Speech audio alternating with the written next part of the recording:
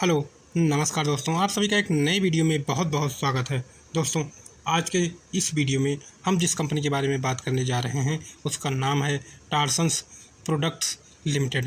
दोस्तों, ये कंपनी एक ऐसे यूनिक सेक्टर में काम करती है जिसका बिजनेस लॉन्ग टर्म में बहुत ज़्यादा ग्रोथ कर सकता है। दोस्तों, इस कंपनी का Q4 या 526 का रिज़ल्ट जारी कर दिया गया है, लेकिन दोस्तों जो रिज़ल्ट देखने को मिल रहा है वो ना तो बहुत अच्छा देखने को मिल रहा है और ना तो बहुत ख़राब देखने को मिल रहा है। तो दोस्तों, आज की इस वीडियो में आपको इस कंपनी के बारे में डिटेल जानकारी मिलने वाली है कि कंपनी का बिज़नेस क्या है। Q4 या 526 का जो रिज़ल्ट जारी किया गया है उसमें मैनेजमेंट के द्वारा क्या क्या चीज़ें बताई गई हैं कि इसका जो रिज़ल्ट ख़राब देखने को मिल रहा है वो क्यों देखने को मिल रहा है, और फ्यूचर में इस कंपनी का जो ग्रोथ प्लान है वो कैसे देखने को मिल रहा है, उस पर मैनेजमेंट ने क्या क्या टिप्पणी की है। तो दोस्तों, सबसे पहले वीडियो को स्टार्ट करते हैं। इस कंपनी के कुछ प्रमुख पैरामीटर पर बात कर लेते हैं। तो कंपनी का जो पी है वो 76 देखने को मिल रहा है और इंडस्ट्री का जो पी है वो 33। तो पी के हिसाब से ये कंपनी अभी बहुत ही ज़्यादा महंगी देखने को मिल रही है। इसकी पी के बढ़ने का रीज़न क्या दोस्तों, ये भी आपको वीडियो में आगे पता लगने वाला है। ROC 4.56 है और ROE 2.38 है। ये दोनों पैरामीटर भी बहुत ही ज़्यादा ख़राब देखने को मिल रहे हैं। इंटरेस्ट कवरेज रेशियो की बात की जाए तो ये 2.02 है, जो कि बहुत ही ज़्यादा पुअर देखने को मिल रहा है। डेट टू इक्विटी रेशियो की बात की जाए तो ये है 0.62।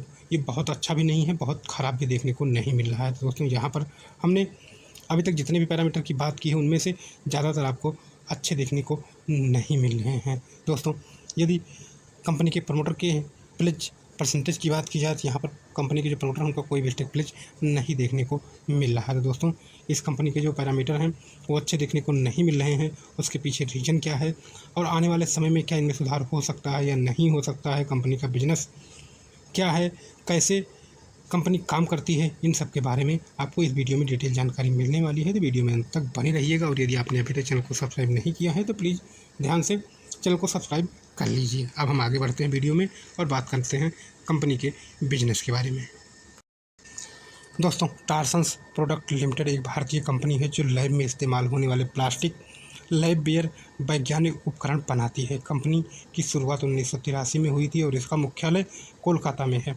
यह मुख्य रूप से रिसर्च लैब, फार्मा कंपनियों, डायग्नोस्टिक लैब, अस्पतालों और बायोटेक कंपनियों को अपने प्रोडक्ट सप्लाई करती है। तो दोस्तों, शायद आपको ये पता लग गया होगा कि कंपनी का जो कोर बिजनेस है वो क्या देखने को मिल रहा है। कंपनी का जो बिजनेस है मुख्य रूप से 3 हिस्सों में बटा हुआ है। पहला है डिस्पोजेबल प्रोडक्ट।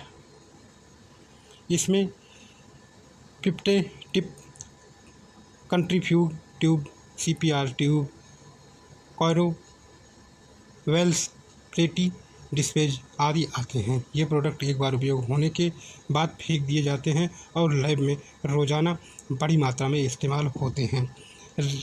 बार बार उपयोग होने वाले प्रोडक्ट या रीयूजेबल प्रोडक्ट, इसमें बोतल, मेजरिंग सिलेंडर्स, कार्बाइज रैक्स और अन्य लैब स्टोरेज प्रोडक्ट शामिल हैं।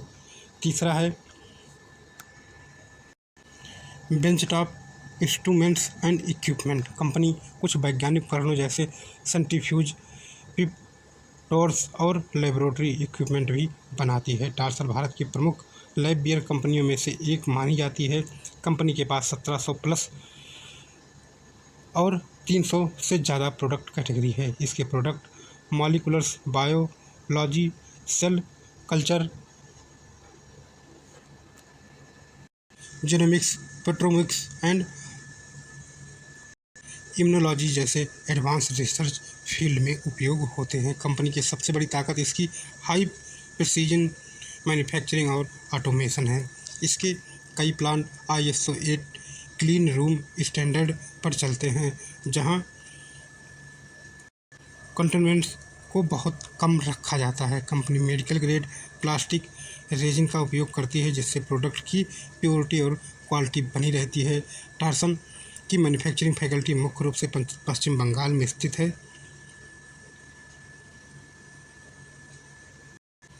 कंपनी भारत के अलावा 40 प्लस देशों में अपने प्रोडक्ट को एक्सपोर्ट भी करती है। दोस्तों अब हम वीडियो में आगे बढ़ते हैं और बात करते हैं कि जो Q4 FY26 का रिजल्ट है वो कैसे देखने को मिल रहा है और उस पर मैनेजमेंट के द्वारा क्या कमेंट्री की गई है। टार्सन प्रोडक्ट लिमिटेड के Q4 FY26 मैनेजमेंट कमेंट्री में मैनेजमेंट ने बताया कि कंपनी का फोकस अभी डिमांड रिकवरी और कैपेबिलिटी के रैंप अप और एक्सपोर्ट बिजनेस को मजबूत करने पर है। हालांकि क्वार्टर में रेवेन्यू ग्रोथ रही है लेकिन मार्जिन पर दबाव बना रहा है।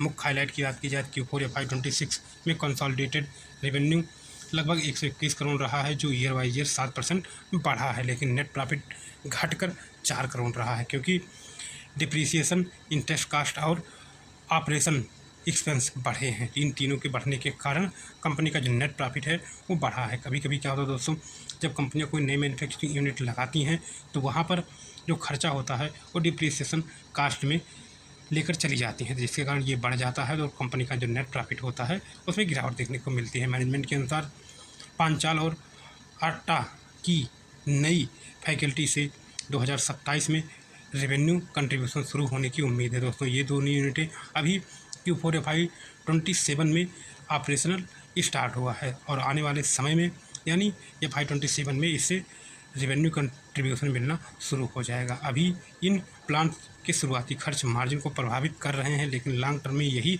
ग्रोथ ड्राइव बनेंगे। डोमेस्टिक बिजनेस में डिमांड स्टेबल रही है, खासकर फार्मा, डायग्नोस्टिक और रिसर्च लैब से। एक्सपोर्ट सेगमेंट में मिडिल ईस्ट जियोपॉलिटिकल इशू और कंटेनर्स डिले के कारण कुछ प्रेशर देखने को मिला है। कंपनी का कहना है कि हाई वैल्यू प्रोडक्ट जैसे सेल कल्चर और एडवांस मॉलिकुलर्स बायोलॉजी प्रोडक्ट से पर ज़्यादा फोकस किया जा रहा है ताकि फ्यूचर में बेहतर मार्जिन मिल सके। ईबिटा मार्जिन Q4 में घटकर लगभग 28% के आसपास आ गया है। मैनेजमेंट ने माना कि raw material cost, employee expense, depreciation और नई कैपेसिटी के अंडर यूटिलाइजेशन के कारण प्रॉफिटेबिलिटी प्रभावित हुई है। FY27 आउटलुक पर मैनेजमेंट पॉजिटिव दिखा। उनका मानना है कि नई कैपेबिलिटी का यूटिलाइजेशन धीरे धीरे बढ़ेगा, एक्सपोर्ट बिजनेस नॉर्मलाइज होगा, ऑटोमेशन और प्रीमियम प्रोडक्ट मार्जिन सुधरने में मदद करेंगे। लाइफ साइंस और डायग्नोस्टिक सेक्टर की लॉन्ग टर्म डिमांड मजबूत बनी रहेगी। कंपनी ने FY26 में डिविडेंड अनाउंस नहीं किया है ताकि कैश को एक्सपेंशन और बिजनेस ग्रोथ में इस्तेमाल किया जा सके। कुल मिलाकर मैनेजमेंट का focus short term margin pressure के बावजूद long term scalable growth platform बनाने पर है। FY27 को उनके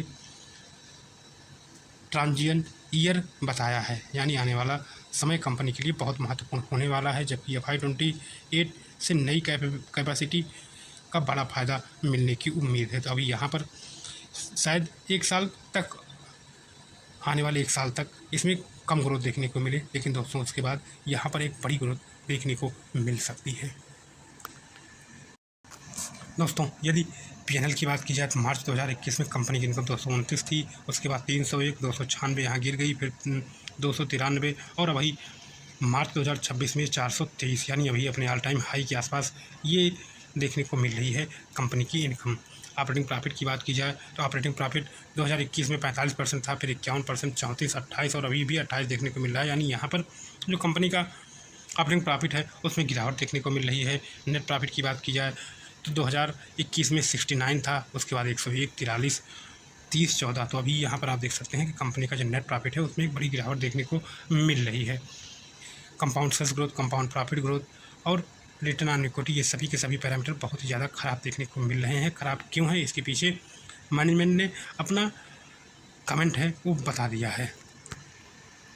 यदि बैलेंस शीट की बात की जाए तो कंपनी के पास जो रिजर्व है दोस्तों वो 624 करोड़ का रिजर्व है और उसके सापेक्ष बोरिंग की बात की जाए 393 करोड़ की बोरिंग है, यानी यहाँ पर जो कंपनी की बैलेंस शीट देखने को मिल रही है वो बहुत ज़्यादा अच्छी तो नहीं, लेकिन फिर भी ठीक ठाक देखने को मिल रही है। शेयर होल्डिंग पैटर्न की बात की जाए तो प्रमोटर के पास 47.30% का स्टेक है और काफ़ी समय से यही सेम स्टेक देखने को मिल रहा है। यहाँ पर FI ने सेलिंग की है और यहाँ से FI का जो भरोसा है वो कम हुआ है। एक क्वार्टर पहले FI का स्टेक 2.46 था, उसके पहले 5.82 था, उसके पहले 9.14 था और अभी ये स्टेक 0.87 देखने को मिल रहा है। DI ने यहाँ पर बाइंग की है, जहाँ पर एक क्वार्टर पहले DI का स्टेक 0 था वो बढ़कर दोस्तों 0.19 देखने को मिल रहा है। पब्लिक के स्टेक की बात की जाए, पब्लिक का स्टेक एक क्वार्टर पहले 50.23% था, जो कि बढ़कर 51.65% के आसपास देखने को मिल रहा है। यहाँ पर जो चेंजेस देखने को मिल रहे हैं दोस्तों, वो निगेटिव चेंज देखने को मिल रहे हैं। फिर भी कंपनी का जो शेयर होल्डिंग पैटर्न है वो काफ़ी स्ट्रांग देखने को मिल रहा है। दोस्तों, यदि लॉन्ग टर्म में कंपनी के ग्रोथ प्लान की बात की जाए तो टारसन्स प्रोडक्ट लिमिटेड का FY30 तक का ग्रोथ प्लान मुख्य रूप से नई manufacturing capability, premium product expansion और एक्सपोर्ट बिजनेस ग्रोथ पर आधारित है। कंपनी भारत में साइंटिफिक लाइफ और लाइफ साइंस कंज्यूमेबल सेगमेंट में अपनी लीडरशिप मजबूत करना चाहती है। वर्तमान में कंपनी मैन्युफैक्चरिंग फैसिलिटी पश्चिम बंगाल के पंचाल आटा जंगलपुर और धौलगढ़ में स्थित है। पिछले 2-3 वर्षों में टारसन्स ने बड़ी कैपेक्स इन्वेस्टमेंट करके नई ऑटोमेटेड प्लांट स्थापित किए हैं। इन प्लांट में क्लीन रूम टेक्नोलॉजी, रोबोटिक और हाई प्रिसीजन इंजेक्शन मॉड्यूलिंग मशीन्स का उपयोग किया जा रहा है, ताकि ग्लोबल क्वालिटी स्टैंडर्ड बनाया जा सके। FY26 तक कंपनी की नई कैपेसिटी ऑपरेशनल हो चुकी हैं, लेकिन उनका यूटिलाइजेशन अभी शुरुआत स्तर पर है। मैनेजमेंट के अनुसार वर्तमान यूटिलाइजेशन लगभग 45 से 55% के आसपास माना जा रहा है, क्योंकि नई प्लांट को धीरे धीरे रैप अप किया जा रहा है। शुरुआत कम यूटिलाइजेशन के कारण depreciation, employee cost, fixed expansion अधिक दिखाई दे रहे हैं, जिससे मार्जिन पर दबाव बना हुआ है। FY27 और FY28 में मैनेजमेंट का सबसे बड़ा फोकस नई कैपेसिटी का यूटिलाइजेशन बढ़ाना, कंपनी का लक्ष्य एग्जिस्टिंग इंफ्रास्ट्रक्चर से ज़्यादा प्रोडक्ट निकालना और ऑपरेशनल लिवरेज हासिल करना। जैसे जैसे यूटिलाइजेशन 70 से 75% की ओर जाएगा, EBITDA मार्जिन में धीरे धीरे सुधार आने की उम्मीद है। टारसन फ्यूचर ग्रोथ के लिए high value high margin segment पर ध्यान दे रही है, जैसे cell culture product, bio processing, consumable molecule biology product, advance diagnostic lab. इन सेगमेंट की डिमांड फार्मास्यूटिकल, बायोटेक्नोलॉजी और रिसर्च इंडस्ट्री में तेज़ी से बढ़ रही है। मैनेजमेंट का मानना है कि भारत में हेल्थ केयर और डायग्नोस्टिक और बायोटेक रिसर्च स्पेंडिंग आने वाले वर्षों में काफ़ी तेज़ी से बढ़ेगी, जिसका सीधा फायदा टारसन को मिल सकता है। एक्सपोर्ट बिजनेस भी 30 तक स्ट्रेटजी का महत्वपूर्ण हिस्सा है। कंपनी वर्तमान में 40+ देशों में एक्सपोर्ट करती है। Europe, middle east, Africa, Asia distribution network मजबूत कर रही है। जर्मनी की निर्वे एक्विजिशन से इंटरनेशनल मार्केट एक्सेस बढ़ा है। आने वाले वर्षों में एक्सपोर्ट का कंट्रीब्यूशन लगातार बढ़ने की योजना है। मैनेजमेंट के अनुसार FY30 तक कंपनी रेवेन्यू को कई गुना बढ़ाने की क्षमता रखती है, क्योंकि वर्तमान इंस्टॉलेशन कैपेसिटी फ्यूचर डिमांड को सपोर्ट कर सकती है। FY28 के बाद एडिशनल ग्रीनफील्ड एक्सपेंशन और सेलेक्टिव एक्विजिशन की संभावना भी मैनेजमेंट ने संकेत रूप में बताई है। यानी आने वाले समय में कंपनी कोई बहुत ज़्यादा बड़ा कैपेक्स नहीं कर रही है, सिर्फ जो उसके प्लांट हैं वहीं पर एक्सपेंशन करेगी और सेलेक्टिव एक्विजिशन करेगी। कुल मिलाकर टारसन प्रोडक्ट का FY30 तक विजन एक global quality Indian lab company बनने का है, जहां higher capacity utilisation, premium product mix, automation, export growth के प्रमुख ड्राइव होंगे। कुल मिलाकर कंपनी लॉन्ग टर्म के हिसाब से अच्छी है। तो दोस्तों, आज के इस वीडियो में इतना ही। मिलते हैं नेक्स्ट वीडियो में, तब तक के लिए